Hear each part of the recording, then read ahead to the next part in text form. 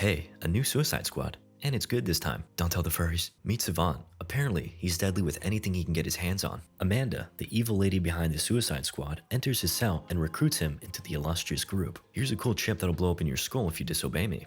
Thanks. Appreciate it. Savant heads out and meets with the rest of the gang. Is that Pete Davidson? Then, we get a look at Amanda's elite office task force, placing bets on which of the squad members they think is going to get iced first. The group heads into a helicopter and shares some greetings. Hey, Boomer. One member inquires as to why this guy's name is TDK. It's my name, TDK. Whatever. Keep your secrets.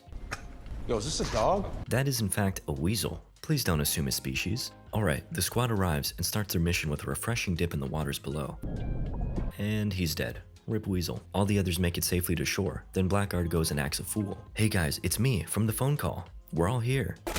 Oh geez, he sold us out. Rick, their leader, suggests a fallback, but Amanda implores him to reconsider. Harley is super game and starts things off with a bang. A whole army versus Boomerang Guy and the Detachable Kid. Yes, that's his real name. We're all gonna die, aren't we? Yep. Everything goes to shit as just about everyone dies. Savant figures he'll just cut his losses and swim away, but his fate has already been sealed. A second team arrives on the island. Oh, so this is the real Suicide Squad. Where are all the people we were supposed to fight? Distracted. We get a look at the office crew collecting their bets before cutting to a flashback. We meet Robert, aka Bloodsport, who's basically this movie's Deadshot. Oh, that's hot. Which means his superpower is aimbot. From a young age, he was molded by his father into a deadly killing machine. His talk with Amanda is cut short by a visit from his daughter, Tyla. They get into a little screaming match before Tyla reveals that she got caught stealing a smartwatch. Why would you steal something as dumb as a smartwatch? Oh well. Now she's got a court date coming up and Amanda told her dad could help. We cut to Robert confronting Amanda. You trying to get my kid in jail? No, not just any jail.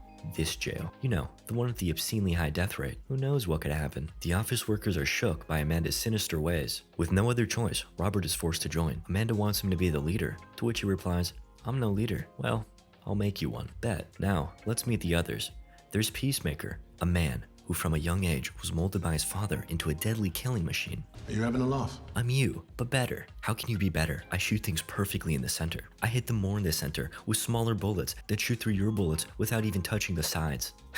What? Keep watching and you just might see it happen. There's King Shark. This one's pretty self-explanatory. Next up is Ratcatcher 2. Her father was the original, but he's sleeping now. Forever. Her real name is Cleo and she controls rats. What else is there to say? Millennials. This is Polka Dot Man. What does he do? Throw polka dots at people? Yes, he does. Alright, so what's her mission exactly? Well, there's this island nation called Cordo Maltese. It was originally run by a family called the Herreras, but was overtaken by this dude, Silvio. He's very anti-American. There's also a scientific facility known as Jotunheim, which houses something only known as Project Starfish. Apparently, it's extraterrestrial in origin. This guy, Thinker, leads the project. He's their way in, and fortunately, he's a regular frequenter of a gentleman's club. All they gotta do is meet up at the club, snatch him up, and blow up any and all traces of Project Starfish. Any questions? Starfish is a slang term for a butthole. Think there's any connection? No. Anybody else?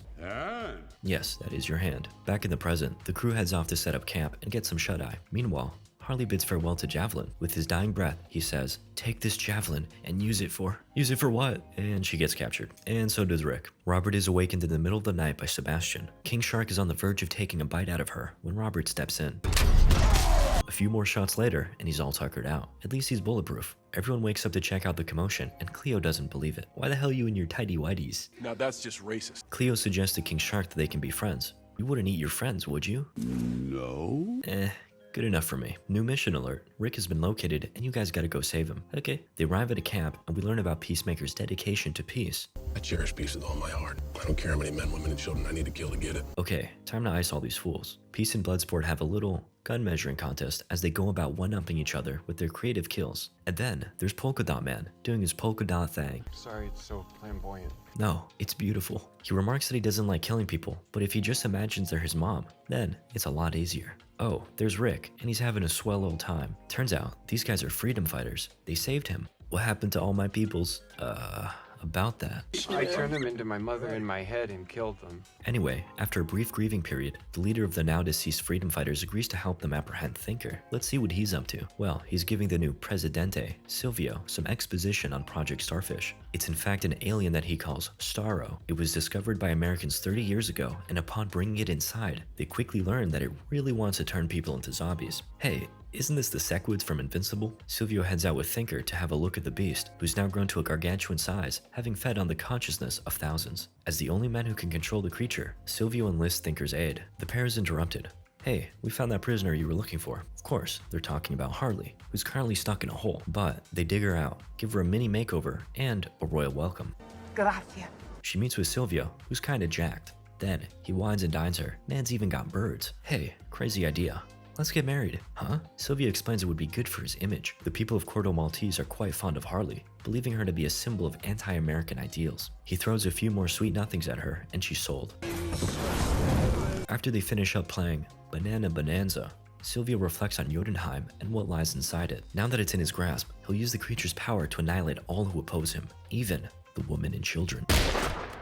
Whoa, that was unexpected. Harley reveals that given her taste in men, she promised herself to take action the next time she saw red flags. And boy, was that a red flag. Shortly after, the guards storm in and apprehend her. Silvio dead, this hothead named Suarez takes over. No, not the birds. Suarez then starts a search for the squad. Meanwhile, the squad be walking to meet with a man that can take them into the city. Whoa, what's up with your face? Besides the usual, we get a little backstory on Polka Dot Man, as he explains that his mother infected him with an interdimensional virus in an effort to give him superpowers. Now, she haunts his every waking moment. We cut to their contact, Milton, who stopped by some guards. Tensions rise, but the squad pulls up and calms things down. There's some disguises waiting in the truck. Aw, how cute. Sebastian's taking the liking to Robert. King Shark suggests he uses a fake mustache disguise and gets very sad when he's denied. Before everyone takes off for the city, Rick lets the leader lady know that while they're storming Jotunheim, she's got the all clear to leave and complete her freedom fighter mission. Thanks. Along the way, signal jammers kick in and we lose Amanda and her team. We learn more about Cleo as Robert and her converse. Her father taught her the ways of the rat. He was a loving man, but had his demons. One day, his burdens became too heavy to bear and he perished. You know, you kinda remind me of my daughter, Robert says. He then reveals his fear of rats, which was brought on by his father locking him in a crate full of starving rodents for 24 hours. Cruel, but effective. They arrive at the club and after a round of drinks, loosen up. Pokemon's even working the dance floor. And there we go again with the mom stuff. Meanwhile, poor King Shark is chilling in the car, alone. Anyway, Thinker finally arrives and Robert makes his move. At the same time, the police storm the place looking for the Americans. Robert tells Cleo and Polka to take Thinker and meet back up at his coordinates in half an hour. As they head out, Robert, Rick, and Peacemaker willingly surrender themselves to the authorities. During the ride, they learn that Harley was taken, but she's still alive. For now, well, it's about time we made our move. They take control of the car, sort of, and crash, but they okay. The others arrive and the squad proceeds with their Jotunheim, scratch that, Harley mission. Let's see what she's up to. Ah, a little bit of electric shock therapy, I see. They zap away until she passes out. After Suarez leaves, Harley makes her move. She whips out some jujitsu, then realigns his man's neck. Now armed, she easily dispatches a few more guards. Ooh, another gun. Akimbo activated. Harley proceeds to 360 trickshot a whole slew of bad guys. I guess she's got aimbot too. As she continues her escape, we witness her diverse range of skills. She's really out here killing dudes with her dress. Then, she doubles up on assault rifles and goes to town. Hey, the javelin. She gleefully grabs it and goes full ninja mode while doing parkour. Looks like someone turned the family-friendly filter on. Reminds me of something. At last, freedom. Harley hops in a taxi and then spots the squad. They had a whole rescue mission planned. Bird. Surprise! Aw, she's sad she ruined their little mission. Well, I can go back inside and you can still do it. Nah, it's time for the final boss. The squad lays down the law to Thinker. Disobey us, you die. Give us the wrong info, you get the idea. If you cough without covering your mouth. Harley. The squad pulls up and has an epic slow-mo walk through the rain before the fun begins. The crew slices and dices, then King Shark shows us what he's got. Dark. With the help of Thinker, they make it past the retinal scanner, close the doors, and get to work planting bombs. Aw, King Shark made his look like Peacemaker. It's actually very nice. Meanwhile, Presidente Suarez receives an alert about the squad. Anyway, Rick, Cleo, and Thinker take the elevator down to the building's dirty little secrets department. So this is Project Starfish. All the zombified people talk in unison. Are you here to save me from this madman? For 30 years, he's tortured me. Yikes. We get a look at various test subjects and the beast itself before Thinker reveals America's secret involvement. No, America could never lie, but it's true. It was the Americans who found the creature after all. They believed it could be harnessed for military purposes, but didn't want all the unethical testing happening on US soil. So, they hired Thinker and sent him off to Cordo Maltese to do his research. And now, just because of a stupid military takeover, 30 years of research is about to be blown up. Suddenly, Peacemaker arrives a little earlier than he should. A now enraged Rick wishes to salvage the research and go public with it, but Peacemaker gets in the way. Don't tell me you're her puppet. Indeed he is. Amanda always has a plan B. Just as things are about to turn deadly, the bombs go off early. The dueling pair is trapped beneath the rubble as an opening for Starro emerges. The creature seizes the opportunity and snatches up Thinker. I think 30 years is enough waiting for some much needed revenge. Back to Rick and Peacemaker, a back and forth battle ensues. Both men beat on each other, but Peacemaker gains the upper hand. Until he loses it. Rick seeks to finish him off, but then Peace clutches. With his final words, Rick states, "Peacemaker." What a joke. Claro spots the drive and runs off with it, but Peacemaker catches up. He overpowers her, then prepares to wrap up the final loose end. Hold on, let's flash back to 8 minutes ago. Robert, King Shark, Polka, and Harley are planting bombs. Shark wanders off to an aquarium and makes some friends while the others head into an office. Polka stumbles and drops some bombs when suddenly... No, not Milton. Who's Milton? What? You know, that guy that drove you into the city? Out of nowhere, some more guards pull up and Polka kinda accidentally blows everything up. The aquarium shatters, flooding the office, and King Shark discovers that his friends are not his friends. He falls down the building, gets a light massage, and has a snack, while the others barely hang on for dear life. Robert falls, but then takes a ride on the world's most destructive elevator. This is awkward. Hey, remember that scene they teased in the beginning of the movie? Oh, hell yeah. Robert takes the drive while the others come down. Starro breaks free and receives a warm welcome from the army.